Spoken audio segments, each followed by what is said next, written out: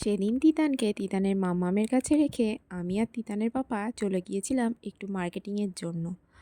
দেখো তিতান কিন্তু বসে বসে তখন তরমুজ খাচ্ছিল আর আমাদেরকে বাই বাই করছিল।